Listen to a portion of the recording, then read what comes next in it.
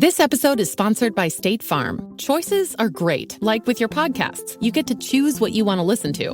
And State Farm believes insurance should work the same way. That's why the State Farm Personal Price Plan helps you get the coverage you want at an affordable price and a policy that helps cover what you value most. Like a good neighbor, State Farm is there. Call or go to statefarm.com today to create your State Farm Personal Price Plan. Prices vary by state. Options selected by customer. Availability and eligibility may vary. As if the McCrispy couldn't get any better, Bacon and Ranch just entered the chat. The Bacon Ranch McCrispy, available at participating McDonald's for a limited time. Ba-da-ba-ba-ba. The Purple Mafia, with your host, Paladino Joey. Well, we'll see. The doctors would disagree, but what do they know? So let's just say that you'll pay me because it's in your interest to pay me. Is it worth it? I mean, you've won. Do you want to wipe everybody out? I don't feel I have to wipe everybody out, Tom. Just my enemies. That's all. My father taught me many things. He taught me, keep your friends close, but your enemies closer. These are wonderful things that we've achieved. And there's no limit to where we can go from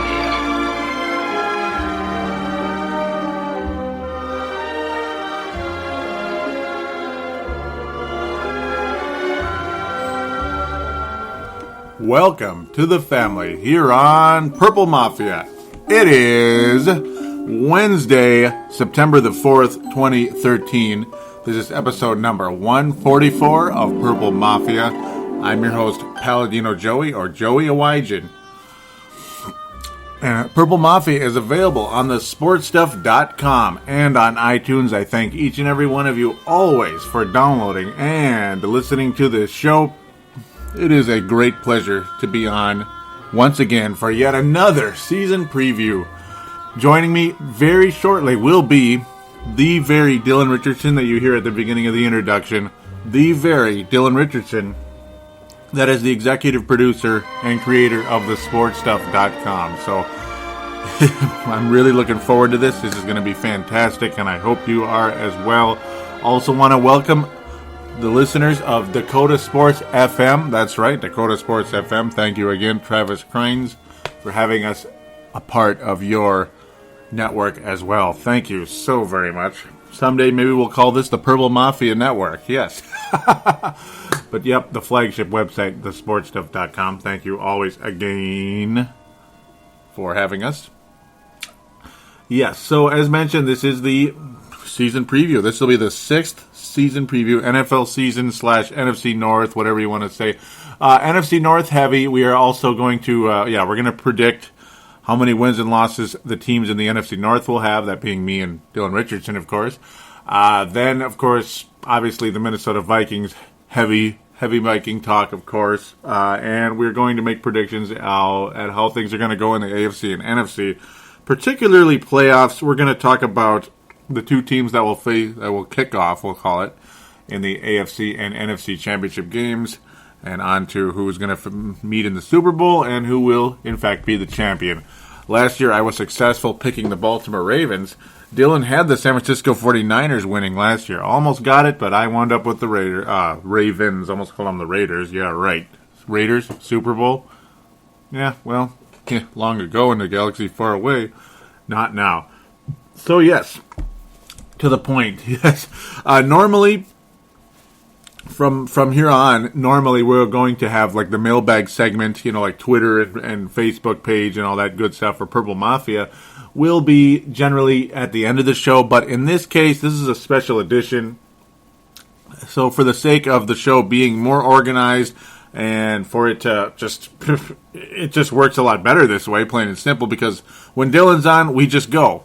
So I'm going to do the Facebook part here solo in the first segment, Facebook and a little bit of Twitter, I believe. Not too much going on with the Twitter, and Facebook will not be too loud either. We're going to talk about the cuts and the practice squad additions, and I'll comment about that briefly. Fourth game of the preseason, not all too much to talk about other than, well, certain guys made the team and certain guys didn't over the course of the third game of the preseason. I'm a bit stunned with at least a couple of them. One, it's like, it's not the biggest shock ever, but it's a little bit like, I thought he played pretty well. The other one, though, was a guy I called the MVP of the preseason, and it's just like, you gotta be kidding me. Wow, what a drop-off. And I guess in a lot of ways he earned his release, but luckily he has caught on with another team. We'll talk about that player in a second. Let's just get right away. Let's just jump right into the Facebook page. Yes, facebook.com/Purple Mafia Show. I'll start with Mark Carlson, even though Tony Coleman, welcome back to Tony, by the way. Tony Coleman's post was slightly before Mark Carlson's. Only 2 posts so far. Well, we'll say 3. Chris Posey said, what a great drive. That was in the drive when the Vikings actually scored. Christian Ponder did play in the fourth game of the preseason, which is quite cool. It was a good drive. The Vikings tied things up. They finally won a preseason game. That was nice. And then it's like, great, now we can finally get to regular season football. But, yeah, it was a drive that lasted a while. And Vikings were able to score in a fairly impressive fashion during that drive, late in the second quarter. It was nice to have right there. nice to finally get something done, right? Basically, it always feels good. Enough about that, though. I'm not here to review a preseason game. I'm just not. So let's get to what Mark Carlson had to say. He simply says, already not feeling good when I stumbled across the cable TV channel with showing something about the Dallas Cowboys cheerleaders. Oh, now I'm going to be sick. I got it like that. That's pretty much gold star material, we'll say. Yes, pretty much gold star material, because anybody that hates the Dallas Cowboys gets a gold star in my mind. Tony Coleman, then, yes, simply posts about the Vikings get to 53-man roster, announce cuts. So, yeah, Tony, thank you very much for promptly posting that. Very cool indeed, to give it to the listeners and the viewers of the Facebook page of the Purple Mafia Show. That's right. But first, we'll get to the Twitter before I read those off. The Twitter account at Purple Mafia Show. Simply give that a follow. Yes, just look up at Purple Mafia Show and follow it. Would be greatly appreciated. But I think there's only maybe like 1 or 2 tweets, whatever, this week. Actually, no, there's a little bit. Anthony Carlson tweeting a bit, saying, I got mentioned on the show. Yes. And so did Stephanie. Haven't heard from her, unfortunately. So, didn't see a response from her into Anthony, that being Anthony Carlson. Yes, sir. Yes, definitely related to Mark Carlson. Yep. He's in the military, being Anthony, in Pennsylvania. Got it like that. For the time, in Pennsylvania, originally from Iowa, of course. D Fry at DFRYE2354 says, hey, thanks for reading Antonio Fett's tweets on air. Now I have to hear about it all the time. Well, now you get to hear yours too. D Fry. Yes, sir, D Fry.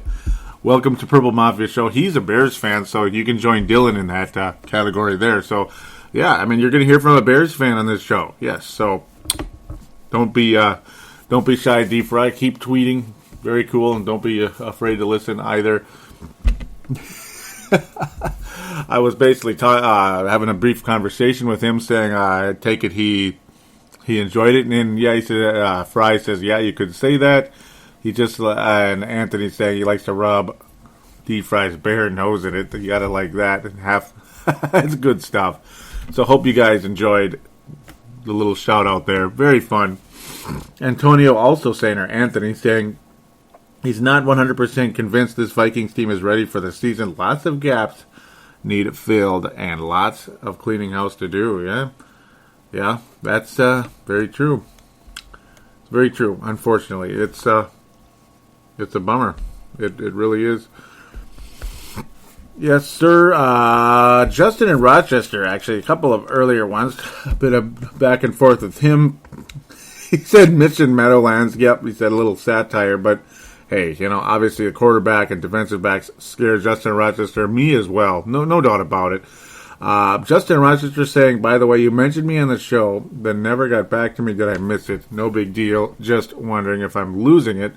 And yeah, I gave him a response. So yes, yep, obviously Justin And I cleared that up very quickly there.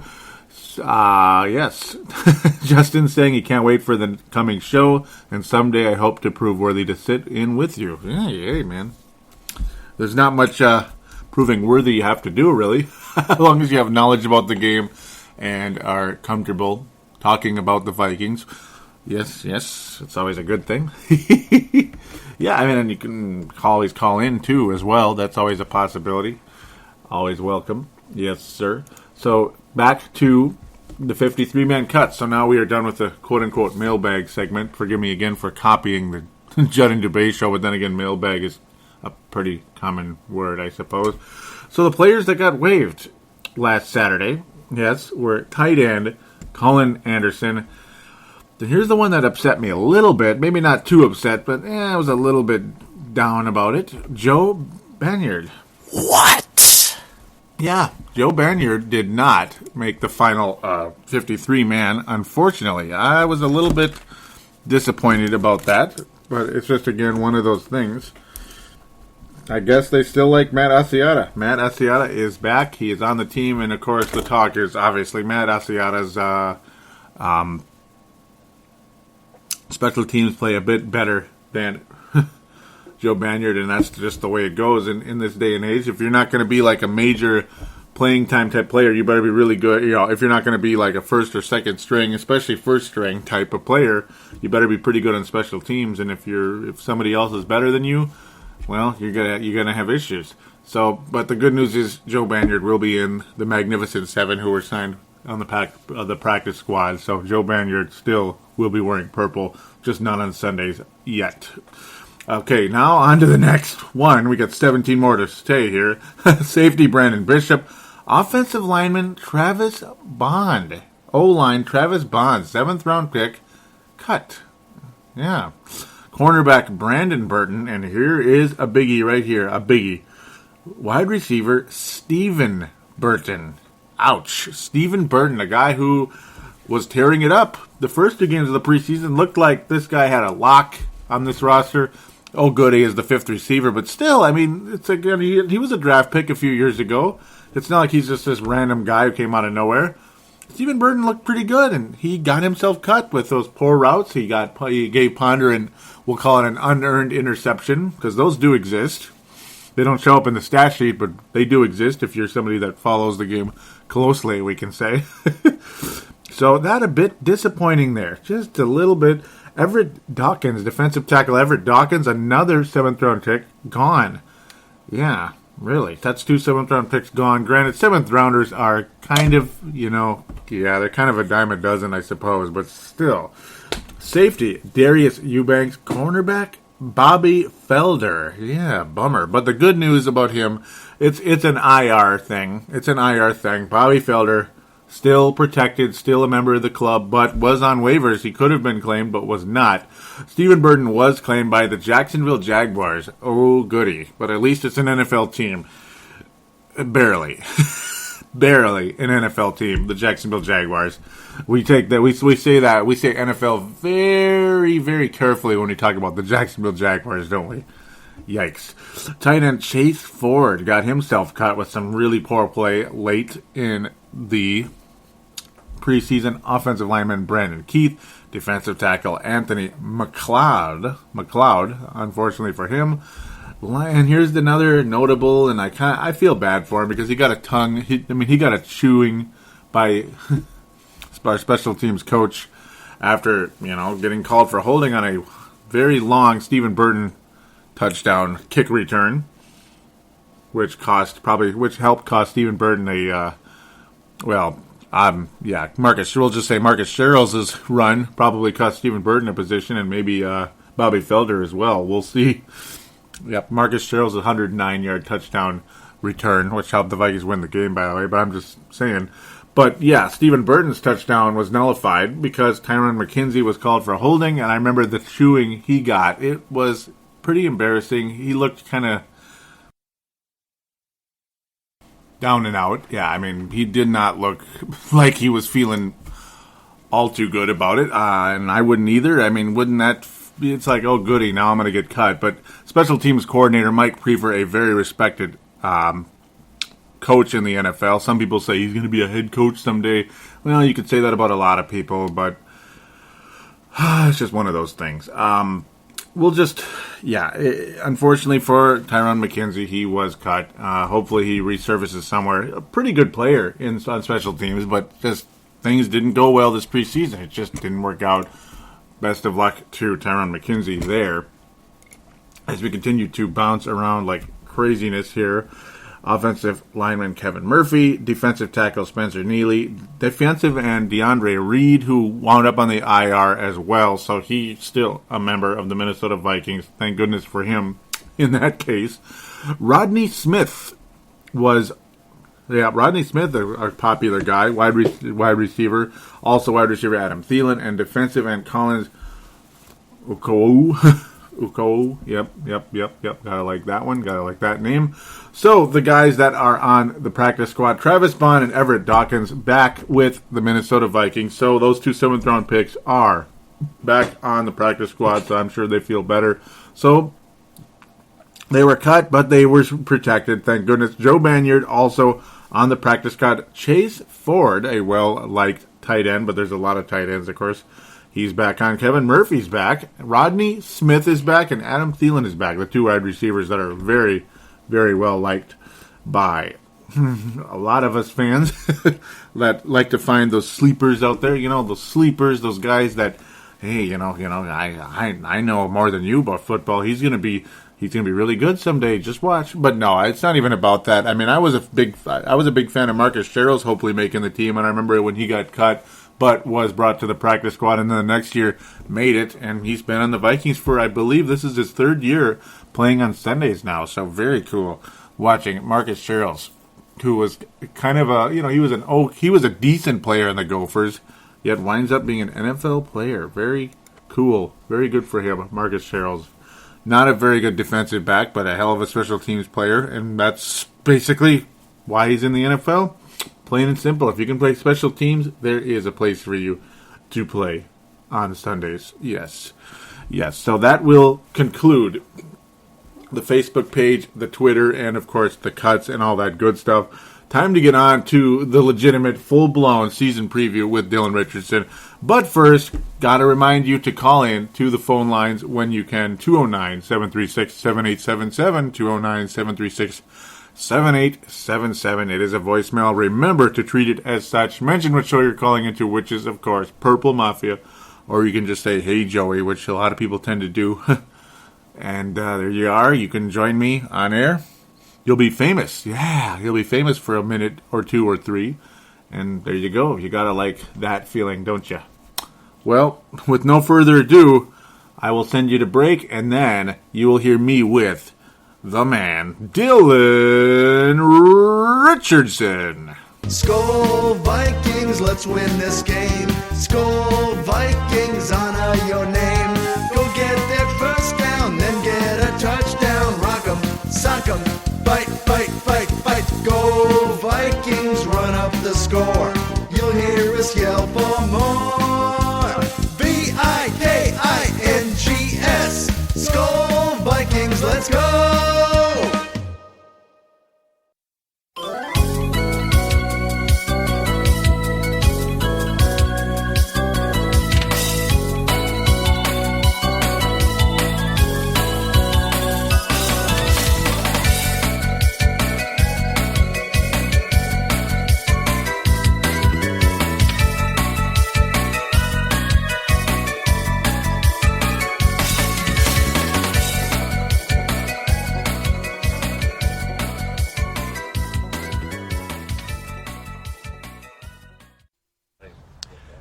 Exciting time for us as we are in preparation for the kickoff of the 2013 season.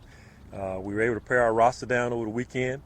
It was not easy getting down to that final 53 along with what we did with our practice squad. A lot of tough decisions, a lot of discussion, and you like it that way because that means our roster has become more competitive. So there were a lot of conversation from our coaches, our scouts. It was good, and I think the group that we've finalized gives us the best chance to be successful in 2013. Really proud of every one of our players who went through some of the things they went through going back through April, through our OTAs, through training camp to make our squad. So it's a good group. We're excited about every one of them and looking forward to our preparation when we get back on Wednesday as we prepare for our first game of the season. That's what you like about Jamarcus Webb. We had a chance to line up against him a few times, and we liked his length. That really sticks out at you, along with his athletic ability. He's a guy who has shown he has the ability to be a very good offensive tackle in our league. There are definitely some things that he has to work on to become a complete player, and that's one of the reasons we were able to acquire him. But we like the size and the experience that he has in the NFL as a tackle. Did you have a good idea that you were going to get him when you were going through your cut process? We knew that was a possibility, Mark, but we didn't know if it would happen or not. But we had some discussions, so we had an idea. But still, there were other teams ahead of us if someone wanted to claim him, so we weren't sure if it was going to happen. But it worked out. Would he back up both spots, or if something were to happen to Matt, would Charlie slide out to the left side, or he's your backup for both spots? Right. He's played left and right, so we think he can do both, and that's the way we'll approach it here. Although Charlie could kick out outside, but we're going to give Jamarcus that chance. Yeah, we're counting on Zach and Rhett to really help us in that area, along with John Carlson as well. So we're still going to be in some two-back situations when we line up on Sunday, and we think those guys can be capable of getting the job done. Some of those other injured guys, they were back at practice, Jarius and Mistral and Sharif. Is that a good sign for Sunday? Oh, yeah. Like I said, we're going to talk more about injuries on Wednesday, but it's great to have everybody back, our entire team, everybody moving around. It's good to have them back in the building. And that was Minnesota Vikings head coach Leslie Frazier talking about cutting down to the 53-man roster. This is Dylan Richardson, and I'm joining you with Joey Wygen here on Purple Mafia. Probably everyone's scratching their head. Who the heck's this guy? How come he's what's going on here, Joey? You've taken over my show. It's I'm taking over. You came from the planet Vulcan. Yes. And said you'd atomize my brain if I don't let you take over the show. Exactly, that's it. No. That's it. Exactly. But we're here to talk about the NFC North. Yes. Our favorite division of all of football. One of the tough divisions, the Norse division, the black and blue. Or, well, I guess the Bears and the Lions and the... No, I'm yeah, it's... I guess it is what it is. I miss the old black and blue. Now, there's a lot of passers in the division, except for the ones that wear purple. But, well, we're trying to be passers with all our receivers we brought in now. Yes. Oh, stealing from other teams, which is good. Yeah, we have to do that, and making nice draft picks and giving, giving up a trillion draft picks to get the guy. But hey, if he's the right guy, he's the right guy. He's the right guy. So I guess we're going to start off with the Lions, eh? That's the choice. Yeah, we got to start with the most irrelevant one. No offense to those of you out there in Detroit. Yeah, the Lions. Yep. I'm waiting for the but, because but means forget everything that was previously said. Yeah, pretty much. The most irrelevant team in this division, no offense, but you do have Reggie Bush now, and Stafford put in some good numbers last year. Not so many touchdowns, and really a terrible record. But they added Reggie Bush, who is one of those guys that I don't think is going to be an every down back. No, he's kind of more of a bit running back in this league, kind of a special teams type, a situational back, and all that good stuff. He's not an every down back, no, not in this league. But he will bring something to the Detroit Lions that they haven't had in quite a while, and that's a legit player in the backfield. So now we can hop into the wide receivers, though. I mean, they have a lot of talent at wide receiver. Kelvin Johnson. You have guys like, obviously, Brandon Pettigrew, a nice, legit tight end. You have Nate Burleson, the former Viking, former Seahawk. He's okay. But that's about it. Really, The backbone of the Detroit Lions is what, Dylan? Calvin Johnson. Well, there's that. Yep. And then on the defensive line, too, you got a lot of talent there. Obviously, Calvin Johnson is a superstar.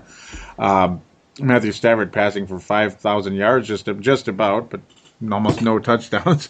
But, yeah, the defensive line is really the backbone of the Lions outside of Calvin Johnson, yes. They have a couple of good ones, Nick Fairley and Devonican Sue. Mm-hmm. See, if you say the first name long enough, or fast enough, it almost sounds like you know how you're saying it. Devonican Sue.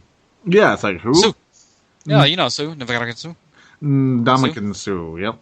So, I think Nick Fairley is going to have a breakthrough season this year.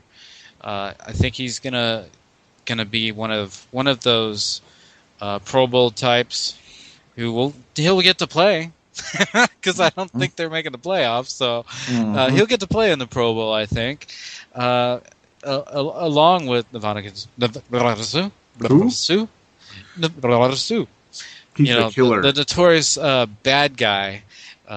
He's the villain of the league, so to speak. He is. He's the Andrew Bynum of the NFL. You could say. I shouldn't say run our test. I tried to last year, but he's Andrew Bynum. Yeah, I don't think Sue would punch a fan, but hey, maybe. No, I don't know. Maybe. Yeah, maybe. I mean, if he threw beer on him, maybe. Who knows? Mm-hmm. And before we move on to the next team, which some people might say the most relevant team in the division, some might say that, but we try to shy away from that. Like to give an ode to, well, obviously he's not dead, but his career is over. That being Jason Hanson, legendary kicker of the Detroit Lions, has retired. Like a 20-year career, wasn't it? Yeah, really back to 92. Yeah, 92. Wow. His whole career was in Detroit. Started out right after Detroit had a great division championship season, got to the NFC title game against the Washington Redskins, only to get blown out. But the great thing about his career in spanning that long is that he got to see Barry Sanders come and go, and then he got to see Barry Sanders come and go. I think that's about it. That's about it. You got to see Charlie. He got to see Barry come and go. Isn't that backup guy for the Steelers for umpteen years now? Yeah, basically. Yeah, that's basically what it's been. Lots of off seasons. That's what he got to see. Lots of golf, lots of fishing. Oh, he had lots of off season time, definitely. So maybe that's why he stuck around. Maybe that's why he could play so long. He's like, well, I'm kind of wrapped up for about 17 weeks right here, but the rest of the year I'm good to go. Let's go. And you know what the highlight of his career may have been? He got to eat a lot of turkey. Oh, yes. Because they play every Thanksgiving. Yep. That's about it. Great kicker, though. Great kicker. And you know what? You know what probably the one word would describe Jason Hanson more than anything else? What's loyal. Loyal. Oh, yeah. Loyal. Well, I guess if a team keeps on wanting to pay you year in and year out, it's probably easier and cheaper on the pocketbook not having to move every couple of years. Mm-hmm. Yeah, it must have been nice. Great career, Jason Hanson. Now it's David Akers' turn. So we'll see how that goes. So dare we move to, it's east of the river for us, quite a bit east of the river, but a little west of Detroit and quite a bit east of you there in Northern California. Yes. Quite a bit. We head to Cheeseland. It's over in Wisconsin, don't you know? Oh, yes. Well, yes, our official unfavorite of all unfavorited teams, the Green Bay Packers. Who? Not Green Bay. Exactly. You say it fast enough and we maybe can get away with it. Hear what you say. Yeah, get away with it. The Packers. The Packers. Let's get it right. And that's not a misspelling when I hashtag it on Twitter. I have to preface that. The Packers win. Yeah. And this is coming from a Viking fan and a Chicago Bears fan. Yeah, we both hate the Packers. Yep. Yeah. No ifs, ands, or pecker butts. Yeah, we're allies in this war right here against Green Bay. Oh, yes. Can anyone else win this division besides the Packers? Probably not. Probably not. I think that they've got the best offensive player in all of football, Aaron Rodgers. Mm-hmm. The guy just consistently puts up great numbers, and the poor 49ers, I know you guys are all happy with your Colin Kaepernick, but I don't care what Cap can do. Aaron Rodgers blows him out of the water. Mhm. And, Aaron Rodgers really wanted to come and play for the 49ers back in the day, but, you had to go for good old Alex Smith. Yeah. Hey, if they drafted Rodgers, I might have, I don't know, maybe rooted a little bit for you 49ers, but I like how I'm addressing the show like 49er fans actually listen to this show, right? I hope so. The more the merrier. 49er. Hey, 49er, let me tell you. 49er, let me tell you. So, kind of ironically, I'm talking about 49ers. Seneca Wallace joins the squad as the second, as it's the official Green Bay site. They have him. He just was claimed off of waivers as the number 2 cornerback for the Green Bay Packers. Mm-hmm. Can you believe it? I can't. Wallace, third string Niner. Yep, sorry, go ahead. Yeah, the guy just came out of nowhere. I mean, he's boom. Hey, we're going to sign you. Oh, yeah, by the way, you're number 2. Yeah, one of the worst quarterbacks ever, pretty much, especially with his win-loss record. What was he, 4-15 something as a starter? But Joey, he tries really hard. He tries, yep. He tries really very hard. He's got guts. He's got guts, doesn't he? So, this team is going to be, it's really pivotal for this team on offense. It's going to be one of those, we can score more points than you type of teams. And Jermichael Finley is going to have a great season. And Jordy Nelson, these two guys are going to have really, really good seasons. And the wild card is going to be Eddie Lacy, rookie running back. Yep. You know how well all these running backs do so great in Green Bay. They get injured no tomorrow. Amon Green all the way. There's, I don't even know, 5, 10. Edgar Bennett. Yep. So many. I mean, so many of these running backs. It's almost like a curse. What would we call the curse? We had the curse of the Bambino that was broken. Maybe Eddie Lacy is, the 2004 Red Sox. We'll see if he can break this curse. It'd be about time for them, wouldn't it? It's like the Green Bay Packers running backs were always on the Madden cover. Mm-hmm. Isn't that? Yeah, that is pretty funny, and that's the curse. The Madden curse always hurts. So really, yeah, it is kind of there's multiple things with this the Packers here that are obviously it all adds up to you need to stay healthy on the offensive side or it's over. And obviously it's all in with Aaron Rodgers or nothing because evidenced by their number 2 quarterback, Seneca Wallace. It's the best or the worst. And on the defense, it's all about, we're gonna outscore you so we can mask the defense and turn them into an okay-looking defense, just like the 98 Vikings, 99 Rams, and New Orleans Saints of 2000. I don't even want to go there. But, yeah, you mask the defense by outscoring with your offense, and then the defense can be more aggressive and look kind of good, actually, believe it or not. And, of course, there are good defensive players on the team, like Clay Matthews, A.J. Hawk, and stuff. And Desmond, B.J. Raji, this team is built to have a lead.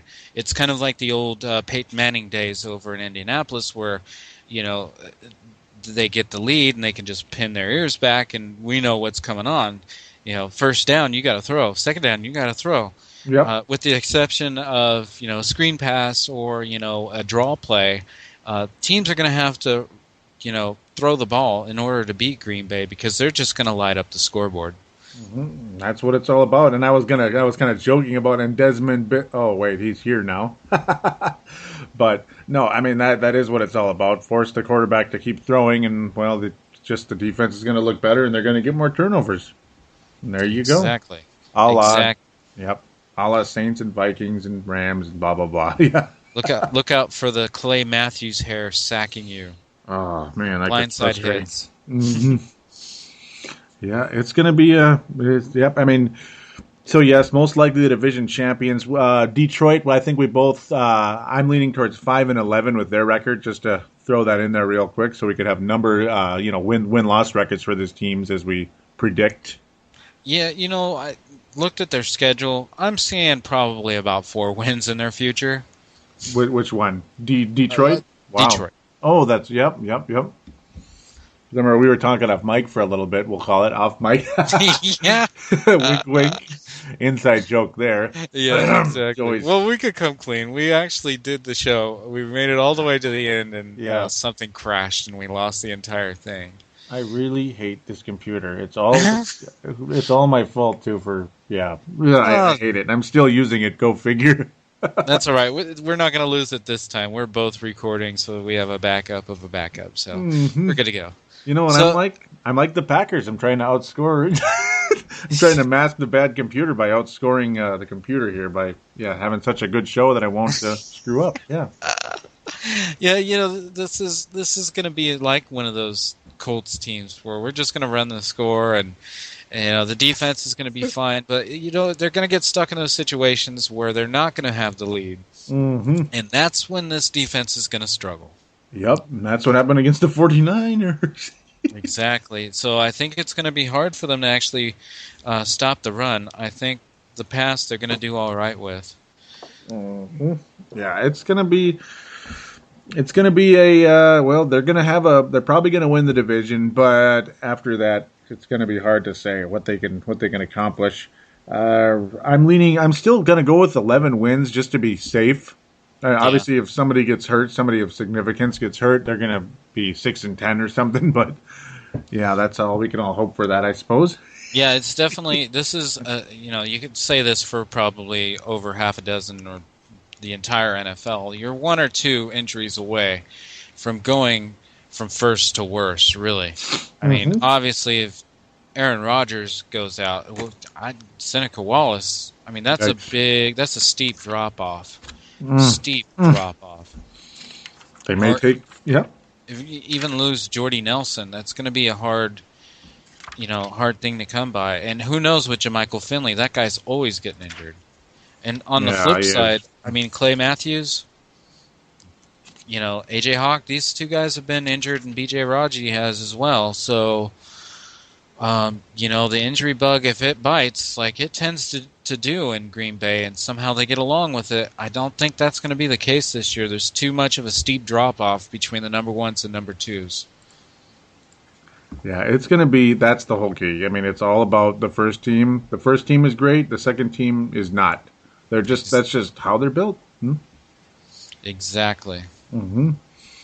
So now, with no further ado, how many wins do you have Green Bay winning?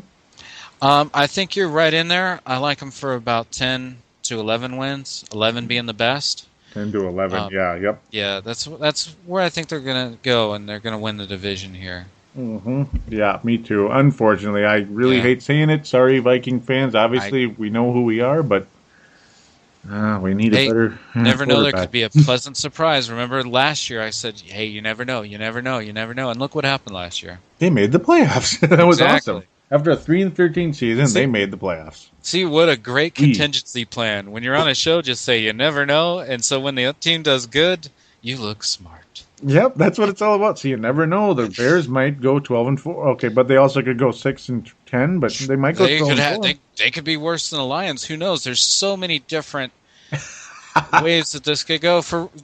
You got Mark Trestman, who's coming in. Mark Trestman. Finally, a offensive-minded head coach coming into Chicago. Now, this is unheard of. And as Minnesota fans, you guys should know he was a quarterback he was a Golden Gopher. And he has spent a chunk of his NFL career in Minnesota as a running backs coach, 85 and 86. He was in Tampa Bay in 87. He's been all around quarterbacks coach. Actually, he was at Miami as a quarterbacks coach back in 81. And he was 81 to 83 actually, and Bernie Kosar, and then he kind of wrote those coattails and was his coach again in 1988. So really, his NFL career is pretty extensive, but there's no head coaching in this at all. he's been a quarterback's coach. He's been an offensive coordinator, even for the 49ers in the good days. He also was a quarterback's coach when Jake Plummer almost put up $4,000, which was kind of unheard of from a Cardinal. He's quarterback's coach for the Oakland Raiders in 2001 and 2002, and you all know Rich Gannon was the last good Raiders quarterback, so winning an MVP and all. So, he has a pretty good NFL career. So, as of recently, his NFL career, okay, it's got some holes in it. He's missed a year here or there, he's been all around. So it's kind of, hit and miss. His most recent stuff at the CFL. I hear you guys, CFL, that's fake football, 120-yard field and sidelines. What are the sidelines? Are they like 40 yards instead of 35? Or I don't know. It's different. They don't even play on fourth down, so they got to punt on third. They're going to punt or else they're shit out of luck. But, okay, he was the head coach for the Montreal Alouettes. Well, yeah, Alouettes. I probably messed the song up. Canadians are going to kill me. Frère Jacques. Yeah, exactly. Yeah, it might as well have been for the Frère Jacques. But, he did win back-to-back Grey Cups, which is their equivalent to the Super Bowl, which is somewhere in between high school and real football college level. Somewhere in there. Semi-pro, maybe a slight step up from arena football, maybe. But, hey, it's a championship at least. He got 2 in a row, and now he's headed to Chicago. And it's going to be interesting to see an offensive-minded coach, like I said before. For real. So, what a career, huh? Oh yeah, all over everywhere, and bits of success everywhere. Had great coaching to Bernie Kosar, and it seems like minimal success, has followed this guy, and so it's going to be interesting to see. Maybe they will finally take down the sign that says. Jay Cutler, the best quarterback since Sid Luckman, off of the arena. Heading into the offense, Brandon Marshall coming in. It's going to be another year here in Chicago as the number 1 receiver. I like to see that connection be made really fruitful and better. And you got the returning, all these returning guys, Matt Forte and Michael Bush. Who I really like Michael Bush. He is a good change of pace guy. He's more of a hard nose. I don't know. I like the guy. He's tough. Even liked him when he played in Louisville. So you have some positives. A couple of rookies are starting on the right side of the line. We'll see how that goes. Mm-hmm. One of them has a pretty good pedigree, Kyle Long, and Jordan Mills at right tackle. And those guys eventually will be on the left side, but they're rooks right now. Mm-hmm. And so we'll see. We'll see. Yeah, it's all about, obviously they're raw. The defensive line, sure, it's improved. Yep, that's the offensive line, pardon me. Majorly burning the midnight oil. Yeah, the offensive line has improved, obviously raw. So it's like good and bad, I guess you can say. Good because long-term hopes of the offensive line improving are right there. Like we heard from Leslie Frazier earlier, a guy like Jamarcus Webb, so I guess was there last year. So you won't see Jay Cutler screaming at him on the sidelines this year. So hopefully Cutler will be happy about that. Christian Ponder can't really scream at anybody over here in Minnesota because, he just can't. Because if he did, it would probably get laughed at. They'd say, go talk to Samantha Steele or something. Okay, or Samantha Pond, whatever her name is. But, the Bears, they're one of those teams, obviously. This division's filled with it. Minnesota's like that. Detroit kind of is, but I think they're pretty safe to say is 4th place team. But they're one of those Jekyll Hyde wildcard type teams where they could be really good. And they could be. Like the first half of last year, they came out storming. It was like, whoa. Mm-hmm. And then we're competitive. The Bears are competitive this year. Oh, look out. Mm-hmm. And, we really picked the Vikings last year to really just, lack of a better word, drop a deuce on the season, right? Mm-hmm. So, Slight improvement, but And wow, they just came out of nowhere. And, this team couldn't hold up for the entire season. Mm-hmm. And speaking of holding up, Jay Cutler better hold up this season, because I think there's an even bigger drop-off than the Green Bay Packers, because for some reason, I don't know, I think maybe the Bears have some kind of family connection to the McCowns or something, because Josh McCown is the backup. And really? Man. Really, it's like, it's ridiculous. They should have tried to keep Jason Campbell, I suppose, but maybe he figured he's a better fit in Cleveland. Oh, no, well, probably here's not. The thing, That's a cemetery. Cleveland's a cemetery. Oh, yeah. That's where quarterbacking careers go to die. Yep. They do. Tim Couch? Dead. Brady Quinn? Dead. Seneca Wallace? Seneca Wallace? Oh, Packers. Yeah, exactly. Packers. They're in heaven now. Man. I mean, you could keep going. I mean, the list goes on and on, Jeff Garcia. Dead.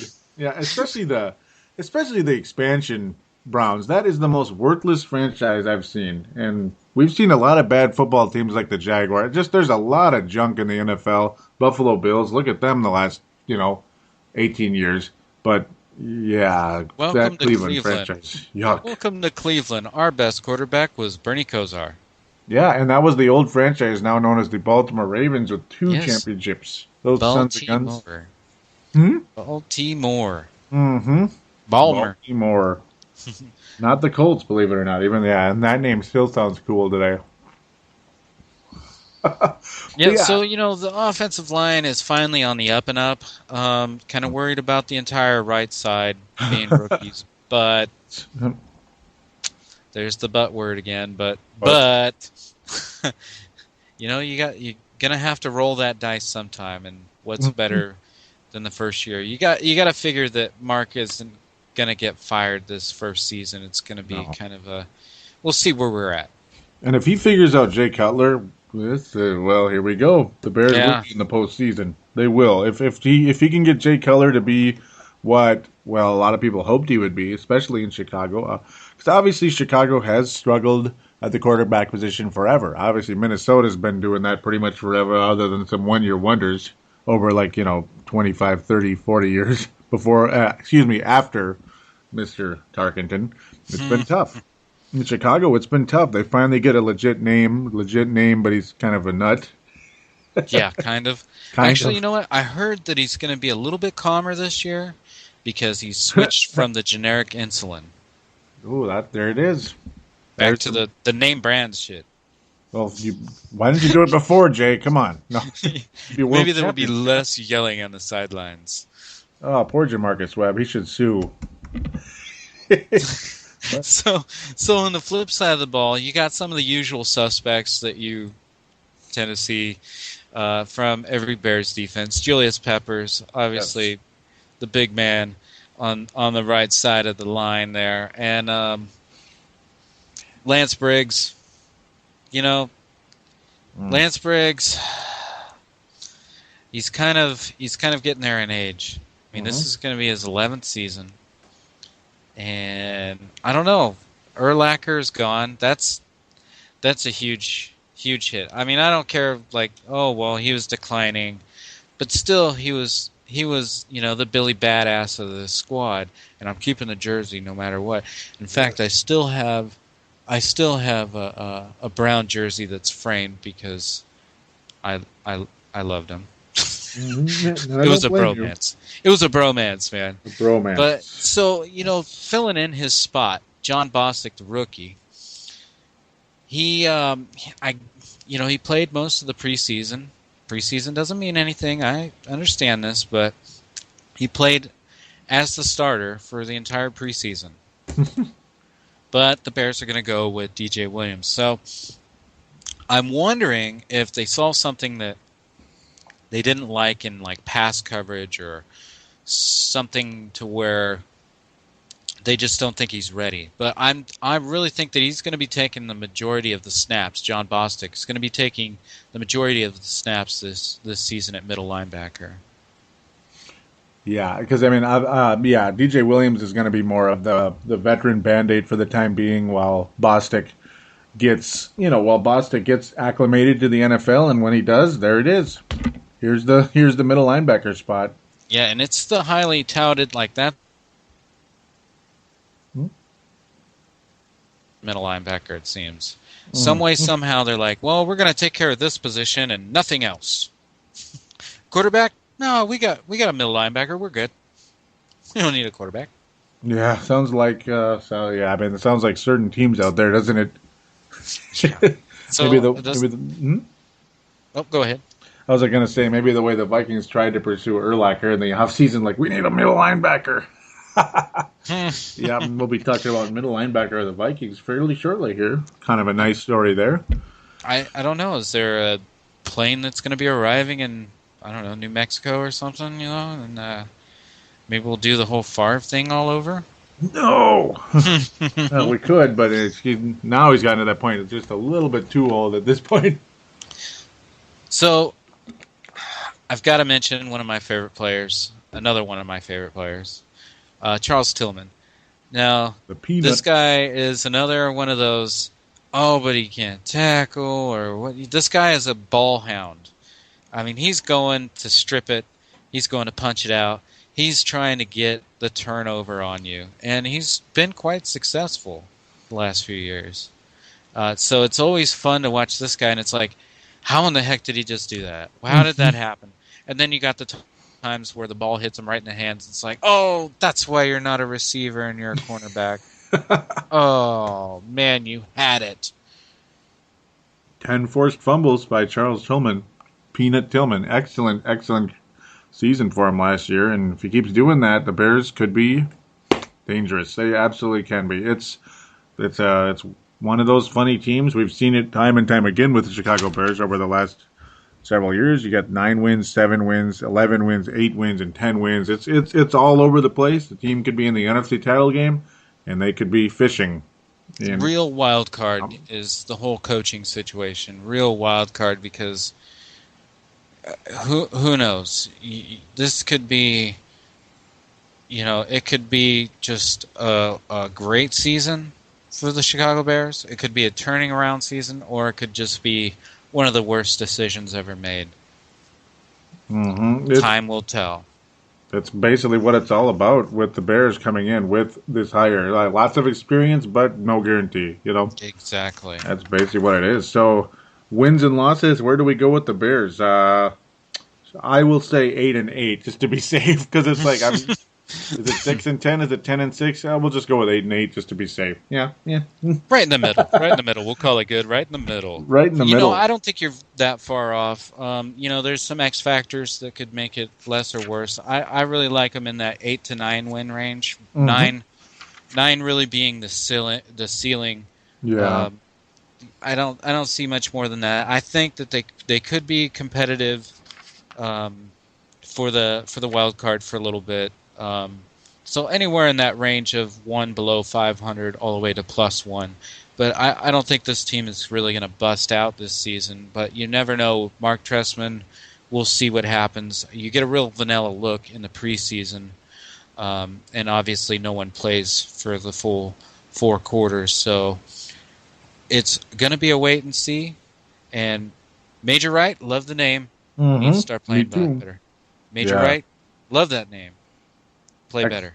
X Factor, yep. X Factor, Major Wright. X Factor. Play better.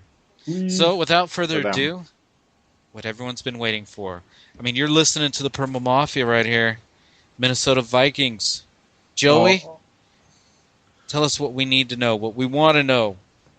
We can't talk about that right now. That's we're gonna keep that in house. Okay, I'm just kidding. This is the house, right? So that's gonna be next episode. That'd be Rick Spielman is hosting the show. He'd just say again, we're gonna do the best we can to get the right players, and we'll see where we go from there. It's like that was a good interview. No. Yeah, sorry. You know, I have to give the Vikings praise. They have the second best offensive player in the NFL. You guys know him as AP, and his mama knows him as Adrian Peterson. Adrian Peterson comes off an ACL, MCL tear and follows up with almost 2,100 yards. In fact, misses it by 3 yards. Unreal. That's it. Unreal. How could somebody average 6 yards a carry after that? Again, unreal. There's no doubt about it. Happiest guy in the world when we took him. I was jumping up and down when I was doing a lawn cleanup when we got him. Just so excited because when watching and passed on him, I was like, please take him. And bam, there it showed up on my little flip phone. Jumping up and down, screaming like a nut. And 7 years later, still covering this, 7th year in the league. 6 years later, but 7th year for Adrian coming in. Still covering the team. In fact, I started covering the Vikings on YouTube that first year. And then eventually Purple Mafia right after that. But it all started with Adrian Peterson. So we are joined together forever. And, you know, a lot of people, you know, that are obviously hindsight now. You've seen what he's become. But that was a huge gamble for the Vikings. I mean, he was coming off of injuries. He had injured his knee earlier in his career at in college there. And it was really... The Sooners. Yeah, he was... Excuse me. Uh-oh. It was really a kind of a shot in the dark where this guy's talented, but we're unsure if he's going to be able to make it as you know, an NFL running back. And he's proved everyone wrong, including myself. I was like, well, I'm not really sold. First round, I mean, it could be a wasted pick, but a lot of things could be a wasted pick. Jamarcus Russell. Jamarcus, yes. Too many, right? Tim Rivers. Tim Couch. Number one overall pick, wasn't he? Oh, yeah. Well, bad. I mean, look who drafted him. Yeah, that team. Where NFL careers go to die. Not only quarterbacks, but we just call it the cemetery. Huh? Yeah, sorry. No kidding, huh? The cemetery, Cleveland. But, yeah, so he is just ripped it up. I mean, is this guy human? How can you come back from an injury like that where the normal person would be like, well, you might have to walk with a cane. This guy is, run 4.5, 40. He's killing it. He's ripping through 240-pound linebackers like they're little boys. This guy is amazing. If he wasn't tackled by that Packer defender, he would have passed Dickerson's record. I know. And now he's talking about 2,500. Are you kidding? Oh, jeez. Isn't that crazy? You know what? That would be awesome, and more power to him. I hope he gets it. I really do, as long as it's not against Bears. If it's against the Packers, Packers, it would be awesome. I would love that. You'd stop the game, and if you're ahead, we'll just call it. So now we go. Vikings win. First quarter, 7-0. Oh, that would be nice, wouldn't it? It would be nice if we could get more of those, more wins, right? Exactly. Speaking of the words, Vikings win, huh? It makes it ever more sweet when it's against the Green Bay Packers. So, speaking of which, the devil is right on the tip of our tongues. You were able to steal, the Minnesota Vikings were able to steal Greg Jennings away. Yeah, we were able to take him away from Green Bay. He went from, I guess he was expendable because of finances, and apparently he's now the jilted lover of Aaron Rodgers. All that nonsense. I won't even get into it. I didn't even get into it on the show because it's like, whatever. There's too many other things to talk about anyway, so I'll just leave that as is. It all adds up to more weapons for Christian Ponder to throw to. If Christian Ponder is going to be any type of a quarterback in this league, this is when he has to prove it. It's his third year in the league. He has Greg Jennings to throw the ball to. He has Cordero Patterson to throw the ball to. Jarius Wright is going to play a full season. That's a nice third receiver. And Jerome Simpson's a guy that can get you killed but can also help you out as well. He actually helped Christian Ponder late in the year last year when the Vikings were pushing towards the postseason. And now you have a former quarterback that got us killed in the Green Bay game because he just wasn't ready. There's no doubt about that. He looked more like a guy who was throwing ground balls to second baseman in a baseball minor league or little league practice or something. But now he's a nice wide receiver who can jump and catch. And gosh, to bottom line, Christian Ponder has weapons to throw the ball to. Cordero Patterson can catch, and obviously has a lot of speed, but can catch. Greg Jennings has had a proven career in this league. Can he stay healthy? That's a key. Jarius Wright is a guy I really, really like a lot, who you can actually go deep to more than Percy Harvin, which is kind of funny. Yeah. Isn't that weird? That guy is... It's always something with that guy. So, I think maybe this team's going to be, better. What do they call it? Addition by subtraction? Yeah, Percy Harvin bugged me. He was very inconsistent, always drove me crazy, and outside of the first couple months of last year, when I praised the living crap out of Percy Harvin, I've been pretty consistent about thinking he's a little bit overrated, and obviously his attitude's always been the worst, or not the worst, but a pain in the ass, plain and simple, just to put it blunt. A guy you cannot throw deep to. No, and I would always say he's too short. You cannot throw wide deep to Percy Harvin. It just doesn't work. You're trying to you're putting a square peg through a round hole. It's not going to happen. Don't fit, force it. Just doesn't, really. That's what they're trying to do, force it. But, Joe Webb's emergence as a guy that could be a nice backup receiver for this team, a guy who was able to catch a jump ball in the end zone. Christian Ponder should be better. I like the receiving core quite a bit, and Christian Ponder should as well. Still has Kyle Rudolph, who got 9 touchdown passes from Ponder last year. That is half of the touchdown passes thrown by Christian Ponder last year. I vaguely remember the show that we did last year, the preseason, and I think I've made somewhat of an argument for Joe Webb to be the starter. Wow, what? I think that I did do that, now that I'm thinking about it. But Joe Webb, he is one of those athlete types where he could play anywhere on the field. Hell, I think you could put him in as running back. I think you could put him in as tight end. Obviously, it's not going to work at left tackle, but left tackle, just because he's not the body type, and his skill set is much deeper. But this is a quick guy, an agile guy. He's just a pure athlete. Yeah, I love him. I could see him as a. I shouldn't say I love him, but the Viking coaching staff loves him as a overall football player. Yes, and I like him as well. I see him as a potential kick-off returner, not so much a punt returner, because a punt is more of a shorter, shifty type of guy. Where more of a skilled receiver or defensive back needs to fill that role. Yep, like the Percy Harvin type or something like that, or Marcus Sherrill's knock. That guy was good. Yeah, 109-yard return and made the team. Peterson? Who? Oh, look at you. You don't want to waste them legs on a punt or kick. Yeah, that would be pretty funny. But no, I'm surprised they haven't tried him there yet or really used him there yet, but I can see him as a kickoff returner because of his explosiveness in the open field. And that's what a kickoff return is about, is speed, basically straight line speed. Not so much shift. Someday I think we will see Joe Webb as a kickoff returner, at least as a occasional one. He's too good of an athlete to not have on the field part of the time. He just is. Doubt. Yeah, no doubt about it. So now as we try to quickly shift over, or like we would like to shift over to defense, but real quick, the offensive line looked kind of scary in the preseason. Is it just because it's the preseason and they don't care? I don't know. I hope the starters are serious about it. Clearly, the backups are just not very good.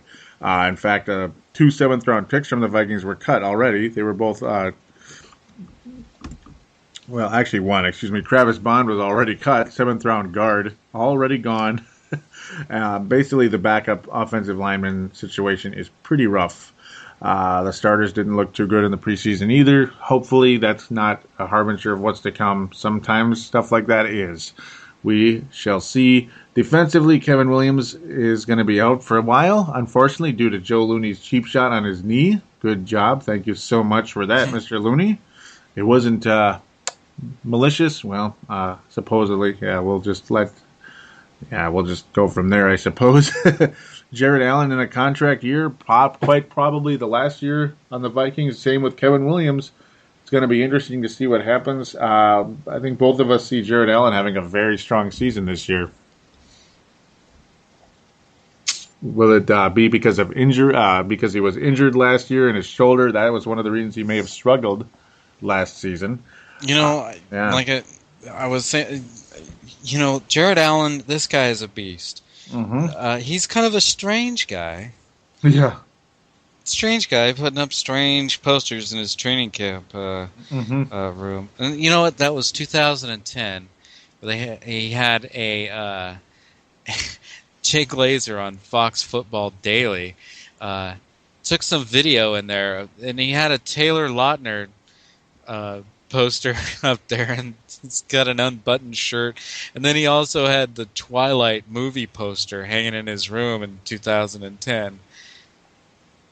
Pretty goofy. Yeah, he is a strange cat. If I was comparing him to John Randall a little bit, just because of the strangeness and the dominance, kind of a combination there. Jared Allen will also join Johnny in the Hall of Fame someday.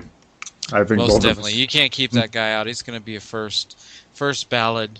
The guy is just a beast. It'll be an entertaining speech, I'm sure, when that day comes. I can't wait.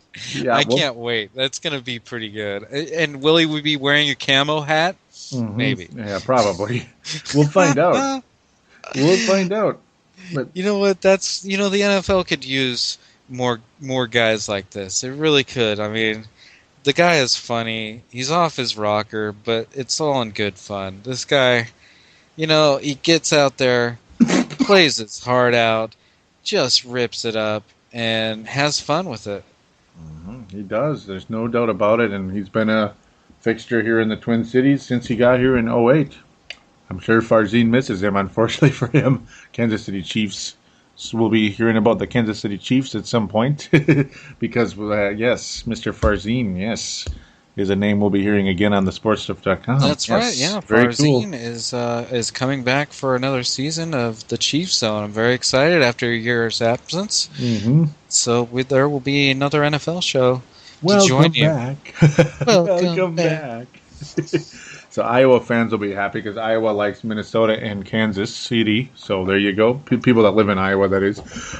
So a player that's emerged nicely this in the preseason, at late last year and into this year and such. Everson Griffin, a guy who could be a possible double-digit sack guy for years to come at the defensive end position. Everson Griffin out of USC. Looking to have overcome character issues early in his career that made him drop to the 4th round of the draft. Very excited about him. Chad Greenway is an established linebacker. He's not my favorite guy in the world. Pretty expensive guy, isn't he? Very expensive indeed. Paid like a franchise linebacker. Doesn't really quite play like one, but I guess that tier underneath it, we'll say. So yeah, he's slightly overpaid. Wonderful story at the middle linebacker spot, or weak side linebacker, whatever. Desmond Bishop and Aaron Henderson.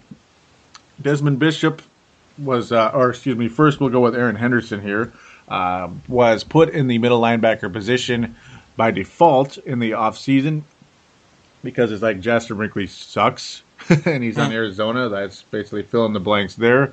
E.J. Henderson couldn't really play anymore. That's Aaron's older brother. So unfortunately in that case. So we slot in Aaron Henderson. Most people are like, oh, we're going to bring in some guy up the waiver wire. It'll be someone up the waiver wire. Aaron Henderson's not going to be that guy after all the stuff he's overcome to make it as far as he has, from undrafted rookie to okay special teams player to, wow, he's actually pretty good at special teams. Now he's a good linebacker. Now he's a starter. Now he's the middle line. Wow, what a storyline. It's been a long quest. So then all of a sudden, Desmond Bishop becomes available because of his nasty hamstring injury with the Green Bay Packers. Desmond Bishop signed with the Vikings, and everybody's like, well, there's your middle linebacker. But I guess Aaron Henderson still has it, even though Desmond Bishop went from potential cut possibility due to just he was still injured, it seemed like, with other injuries. Coach getting pissed off, Coach Leslie Frazier, which is really rare. If you get him pissed off, that's pretty weird. But, yeah, Desmond Bishop picked up his play. He has made the team. He will be starting at the weak side linebacker because Aaron Henderson's still the middle linebacker. Possibility they'll shift the two around, but who knows. But what a story, Aaron Henderson. And, hey, nice pickup, Desmond Bishop. We're happy to have him in Minnesota. He actually looks pretty good. Secondary is all over the place. I don't know. Yeah. The safeties look good, though. I got to say that real quick. Safeties look good. Harrison Smith, excellent. There's no doubt about that. Coming into his second year. Jamarcus Sanford, not quite Peanut Tillman level with 4 forced fumbles, but hey, that's better than anybody else on the Vikings last year. Yeah. I like Jamarcus Sanford. I hated him before. I like him now because, he had a fire lit under him. It looked like he was going to be cut. Actually, last year, not only was he not cut, but he won the starting job. Wow. There's another guy who really fought adversity and looks like a nice safety in this league, strong safety. Xavier Rhodes can hit people, but makes some mistakes. He's obviously the big-time high-end cornerback the Vikings got. It shows a lot of talent, but still a lot of rookie in him. Chris Cook is... I don't know what he is. He's a mystery. Don't know. I really don't know about Chris Cook. I hope he can become a nice cornerback in this league, but I'm not all too confident. But as of right now, he is a starter. And the nickel, to wrap up the defense, the nickel cornerback spot left open by Antoine Winfield being let go due to financial reasons. Josh Robinson ain't it as of yet. He just ain't it. He's not physical enough, and he doesn't look good there right now. Rumor has it that, well, obviously Antoine Winfield retired from the Seahawks. He just kind of gave up because he thought he might be cut from that extremely deep secondary. So rumor has it their Vikings are going to try to call Antoine Winfield and bring him in. Mm-hmm. Wouldn't that be cool? I would do it in a heartbeat because Josh Robinson ain't it, That's about all there is to say. Kickers are kickers. We're happy for him. Blair Walsh is great. Jeff Locke looks raw. There we go. So it's just kick it through the uprights. We'll call it good. Yeah, really, please. And yep, it's like, Joey, don't talk about kickers on this show. Yeah, at least not until game reviews, right? So it's about sore subject. Yeah. Oh, I shouldn't even go there, huh? Go. Yep. I shouldn't even go there, should I? I apologize. Those sons of guns. What's really funny, Chris Cluey's available again because the Raiders cut him. I kind of find that funny. We'll see where he winds up. We'll see. It's quite interesting indeed. So, wins and losses. We made it this time. We made it to the wins and losses of the Vikings without blue screen of death. No BSOD. Yeah. Thank Lord, huh? Wins and losses. I will go with... I hope this doesn't sound homerish. It shouldn't, but maybe a little bit to some people. I'll say 9 wins. Ooh. Joey, that's too many. Stepping up. Still less than last year. Because they're not going to win 10 games this year. I said it. Now, I'm not just playing devil's advocate here. Uh-oh. But I've got to say, I'm looking more into the 6 to 7 range. Oh. It could be. It's like a knife right in the back, I know. But hey, how sweet will victory be if you prove me wrong? I hope so. Ugh. Yeah, I'm going with 9. I think there's a lot of talent on this team, like a ton, but it's because of Ponder, I think, and the secondary are the 2 Achilles heels on this team. And I pray to God the offensive line doesn't become another Achilles heel. Ugh. Because if it is, we're going to be 6-10 or less, yes. And we won't be saying welcome back to Leslie Frazier. I believe he's in a contract year as well, so this is going to be fun. Oh, contract years. We love them, don't we? Oh, yeah. That's when everyone plays better than they had for the previous 4 years or whatever their contract was. And then they won all kinds of money. Look what I did last year. and then they come in the next year and suck. Not all the time, but a lot of times. But yeah, we could name a million names in that category. A fraud. Okay, sorry, a fraud. That's the biggest one of all time. But yeah, so you're more in the 6 to 7. Yeah, that was about where I was last year. I'm trying to go with 9. I hope it's not a homer pick, but it's just there's so much, potential. We'll see though. We shall see. So we were gonna take a break and to go into the actual overall NFL predictions here, but we're not going to for the sake of time. We gotta keep things rolling here. So let's do it. Yes, that's the whole idea, and plus it's not really all that much to talk about though. It'll get we'll have commentary on it. But the whole idea is now that we've predicted the NFC North and all that good stuff, we have Green Bay in first, Chicago or Minnesota in second and third, and then Detroit fourth, so that's safe. So now we will go to the AFC. What two teams? This is a kind of a tough one. Very tough. I hope you're more black and white on this than I am. Well, it's AFC. There's some up and up teams coming out of the AFC. Actually, the Jacksonville Jaguars are looking a lot better. What? Along with the Cincinnati Bengals. Yes. Those two teams are going to be on the up and up this season, but I think you're going to have the usual suspects once again.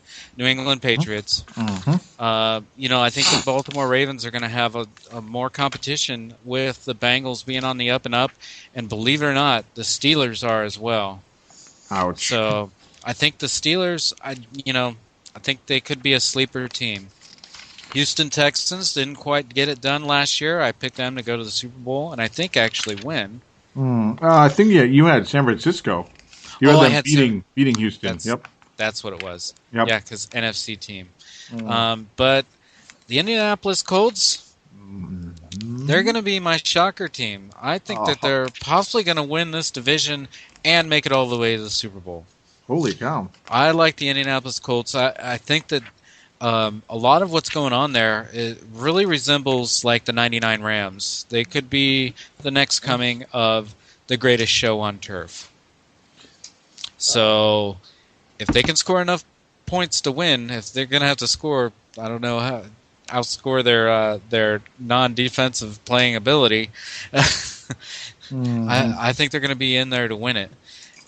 So I like the Indianapolis Colts actually make it all the way to the Super Bowl out of the AFC. I can't believe you did that. Wow, we actually. Yeah. Oh, but first, before I continue, now that I'm spoiling it already. I forgot to say anything about the AFC West. Yeah, or who's the Broncos. team that's gonna play against the Colts in the AFC Championship game? Yeah, excuse me.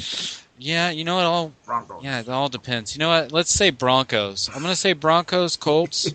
Yeah. And I love that matchup because it's like, oh yeah, Peyton, we didn't need you. And then they sock it to them. Man, it's not even a game. Mm-hmm. You know what's funny? See, 'cause I can't believe it. I thought I was going to be all shocking, and then it's like, well, you took them. Did I steal your thunder? A little bit. Oh, my goodness. I actually have, I thought... I have the Colts going into the third round, of course, the AFC Championship game. I was going to, I thought you were going to be like, whoa, but I have the Colts going to the AFC Championship game, yes. The Patriots, I love them to death. I'm a Minnesota guy first, Boston guy second. I probably said it a million times already on my other shows and this one. I love the Patriots to death, but I think they're kind of slowly on the decline, unfortunately. Especially because they cut Tim Tebow. That's going to kill him. Okay, excuse me. That's a deal breaker right there. They are done, right? I'm sorry, I couldn't resist that one. But too, there's going to be a lot of controversy going around with Mr. Gunplay tight end serving his time and all that. But they definitely are on somewhat of a decline.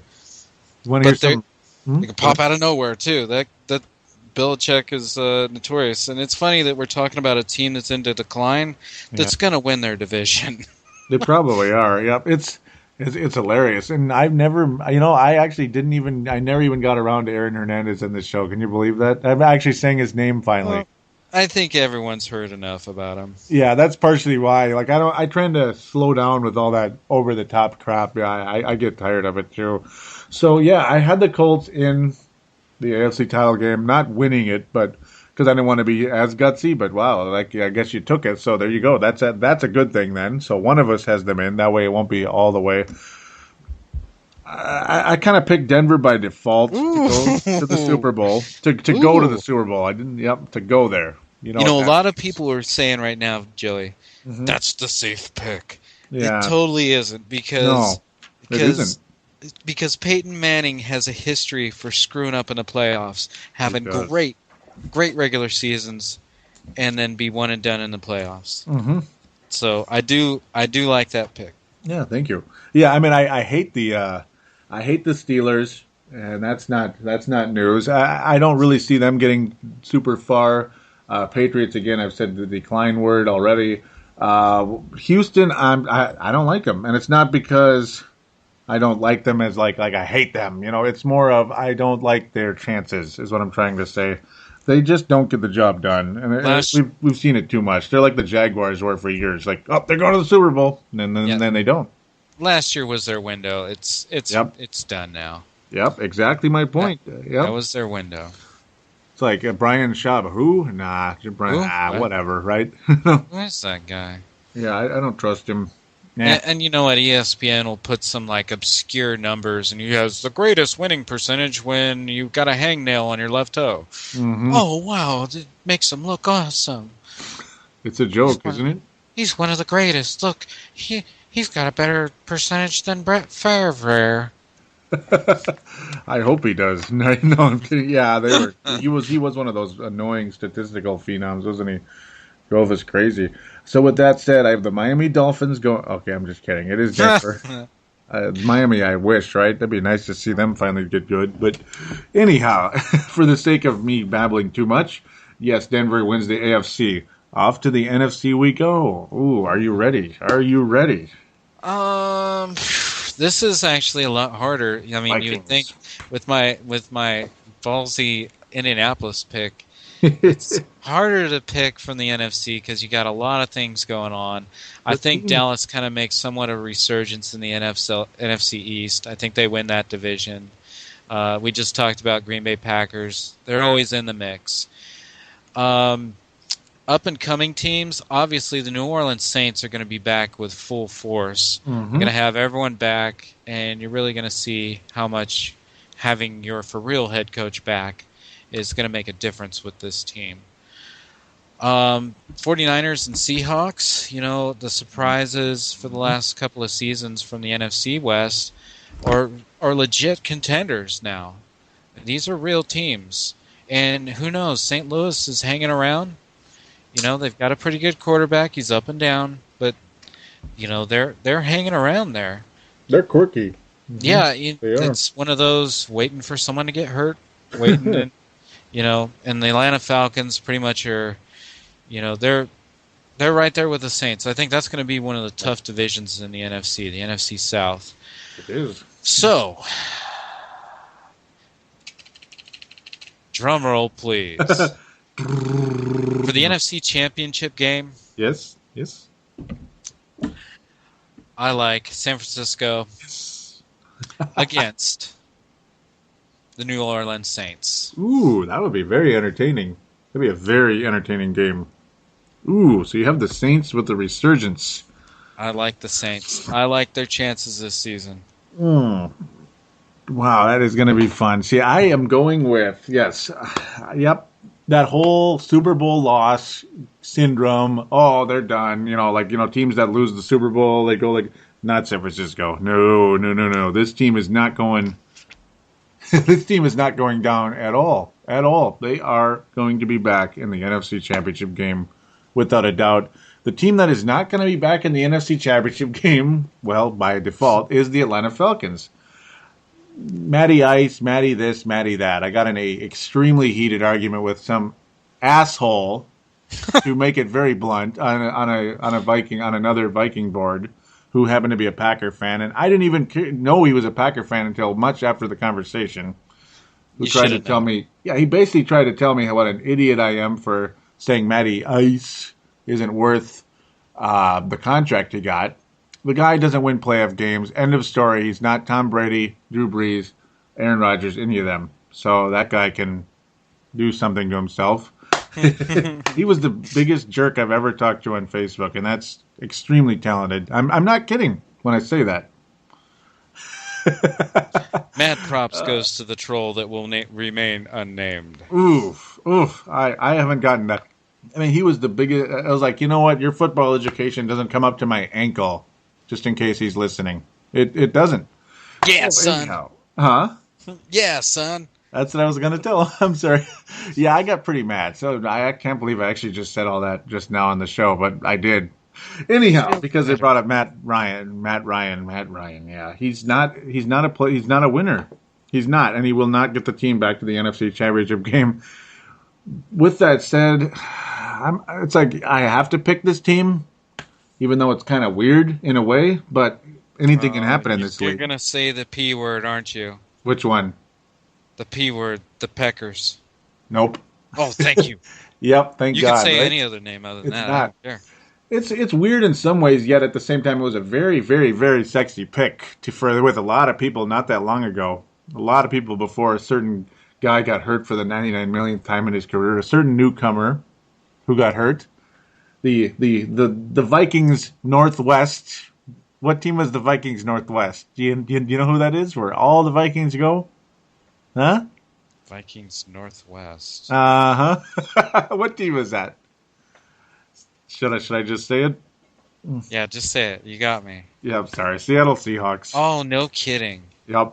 Seattle Wow. Seahawks will be in the NFC Championship game. Wow, it's going to be an NFC West Fest in the NFC Championship game, huh? Yeah, I think they're the two best teams in the NFC.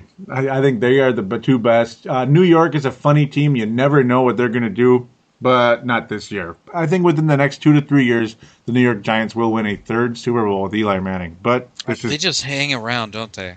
Yeah, they're funny. They just stay hanging around, and then they just get hot and we'll get anyone.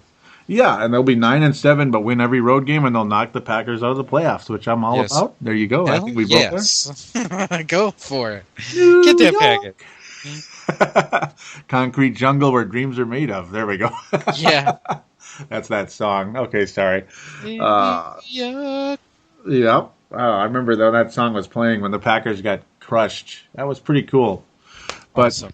This is not the year for them. Not yet. But they'll be back. Yes. Excuse me. Yes, yeah. Seattle, San Francisco. Huh?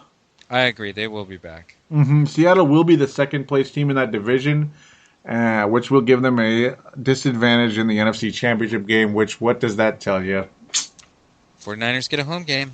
49ers get a home game, and they are going to rematch the 89 Super Bowl, right? 89, yes. Oh, wow. Yep. And I'll let you say your Super Bowl. Oh, wait, you didn't actually say who was going to win the NFC. I didn't, NFC. did I? Oh, no. I like the Saints. How dare I'm picking you? the Saints all the way.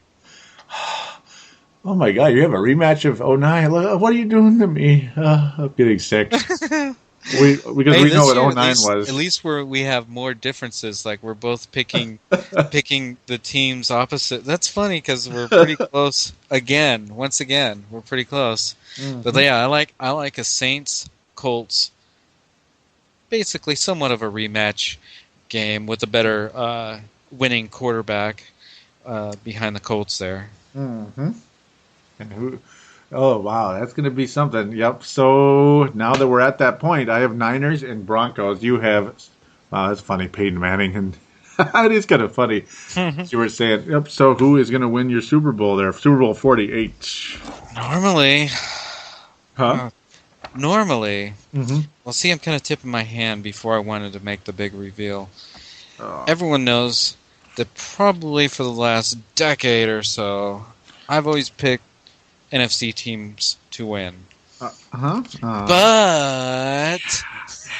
this season, I think it's going to be the Colts. Man, that's pretty cool. I think the Colts take the Saints, and it's, you know what? If that Super Bowl happens, it's going to be such an awesome Super Bowl. It's going to be like, 42-35 or some crazy.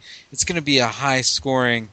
60, 70 points total, maybe even 80 points total. Just a total shoot 'em out game. So that's what I like. I like the Colts in the shootout. That would be fun. So you have him going Joe Montana in the Super Bowl, second year, right? Yeah, second year. Joe Montana led the Niners to a championship. Second year, Andrew Luck leads the Colts to a championship. Well, speaking of second years and the 49ers, you know what it is, don't you?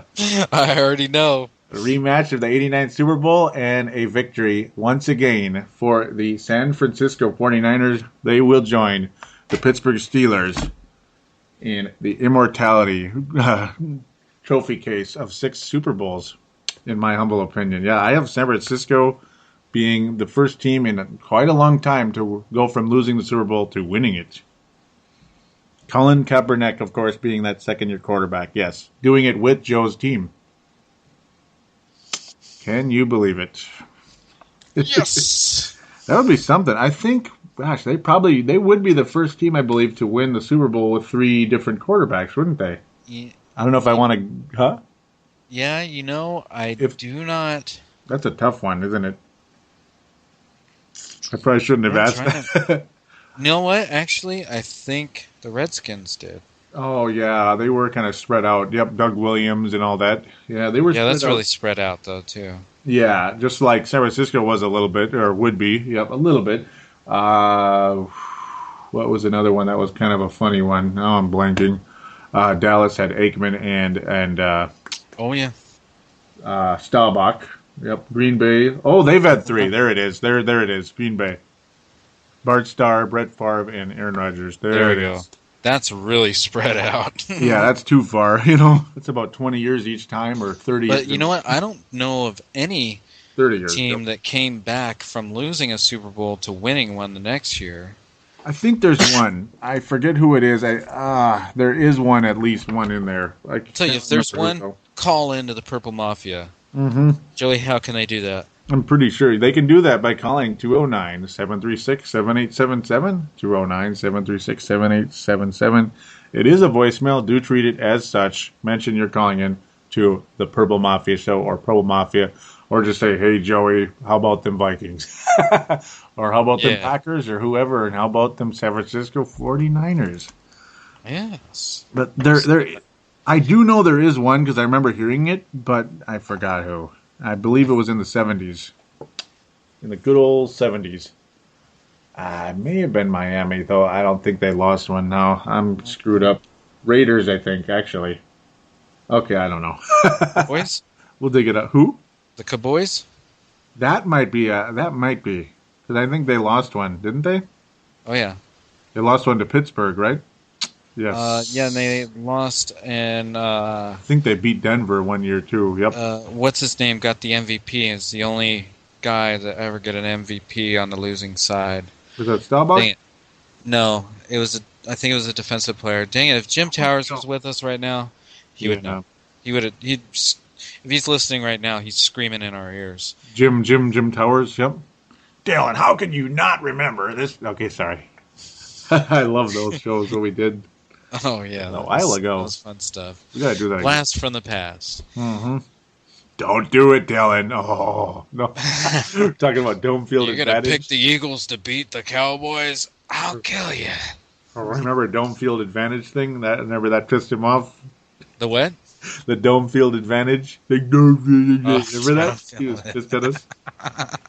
He was mad at us. You know what? He was a great sport. We made a bet about an Eagles and Cowboys thing, and I had a McNabb jersey back in the day when McNabb still played for him, and he actually owned up to the bet, and he did wear the jersey, and I did take pictures of him wearing his Dallas hat, wearing an Eagles jersey, and I threatened to put him online for several years, and I never did. What a nice guy, huh? You are a nice guy. Wow. I still have all those pictures, by the way. And by the way, Joey, they're going on right as we... There they are. No, I'm kidding. There they are. Wouldn't that be something? Oh, it's fun. Plastered right on the front of sportstuff.com and on the TSS Boards Facebook group that I invite all of you to join. Oh, and something new? Yes. We are trying an affiliate with Amazon. Now, this doesn't affect you in any way. basically what you do is you come to the sports stuff, and you click on the Amazon banner, and then just do whatever you were going to do otherwise. What it does is it kind of tracks, little inside right here, it tracks, what you bought, and then it'll give us a percentage so we can, keep bringing you great shows like this and maybe put a few shells in our pockets and pay for the service. And who knows, Joey might want to buy a new microphone or, something. Who knows? Yeah. So, just click on the site, click through, and buy whatever you're going to normally buy, and they give us a little taste. Yeah, and we'd like to say thank you very much for listening to this free show. Yes, it's free. And, it doesn't cost anything to click through on Amazon either. You just make your normal purchases. It doesn't jack the price or anything like that. It just gives us a little percentage and lets Amazon know that, hey, advertising works through podcasting. So it does. There you go. And I could use a new hard drive. I could use a new hard drive. Joey could use a new hard drive. So if someone wanted to donate a new hard drive for Joey, because he got a BSOD and we lost the whole show, and this is the second time we recorded it. Although we didn't do this segment right here. We didn't do the pick segment. So we didn't make it. Yeah, we didn't make it that far. This was actually really good too. What we've just done, I'm impressed. I'm amazed. We have a lot of energy to pull this off, don't we? Oh yeah. Well, and we're it older doesn't guys. hurt that I work graveyards. Oh, that's true. And I'm a second shift guy, so it's like it's not quite graveyard, but it's like I mean, I'm running on fumes right now, but at the same, but I'm having. What are you saying? You need to go to bed now? Yeah, I'm running on fumes, but I'm still enjoying the living crap out of it. So that helped. It gave me a lot of energy. Like this is a lot of fun. Oh, this is always fun. We did really good. Joey, every time I'm on, it always makes me want to be on more. Anytime you want me on, so long as our schedules can match up, I will definitely be on. I love doing the show with you. I think this is fantastic. Thanks for having me on, Joey. Yeah, thank you so much, and thank you. Yeah, I mean, I would love to have you on as much as possible, and thank you so much for for your patience and enduring this this tonight. Yeah, this is quite an effort from both of us. Yeah, thank you again for sticking with this. I'm impressed. I'm impressed. We did it. To put it light. Yep, looks like we made it. We made it. Oh, it was good. This is I'd like to have you on as much as possible, especially in the postseason, but probably in some division games too. I mean, heck yeah, and maybe even whenever. Definitely. When the Colts are playing. No. Maybe we'll get some Facebook feedback and they'll be like, we don't want the dumbass Bears fan on there anymore because... Well, it's not like you're one of those guys that's like, people from Minnesota are stupid. Remember those kind of fans? Like, you want a Minnesota? Why would you want a Minnesota? Just get a regular one, dude. Yeah, see, that's why you shouldn't mind having Dylan on. Come on. No, don't you know? I'm a Packer fan, don't you know? Yeah.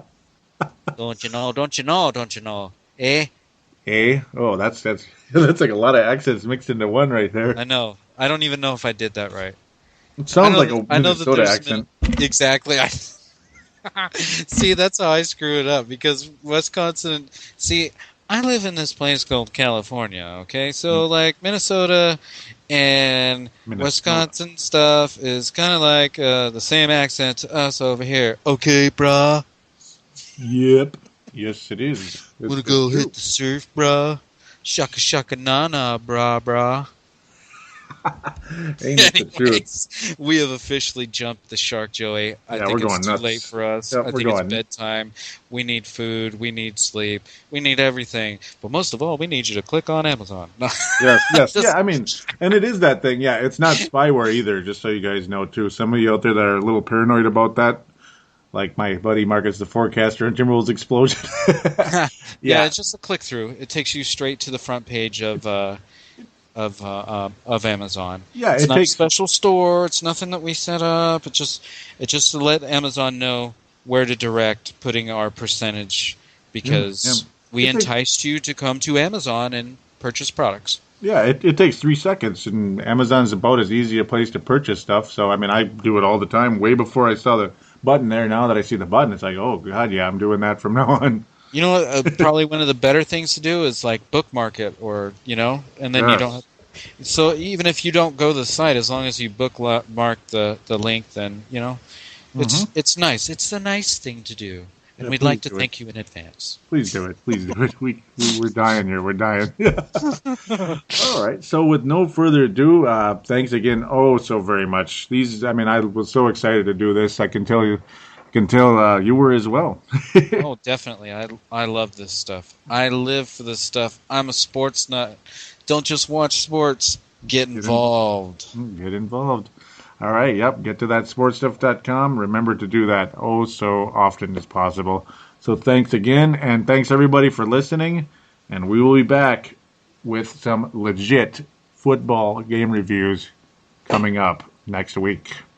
Take care. Football's here. It is finally here. Take care, everybody.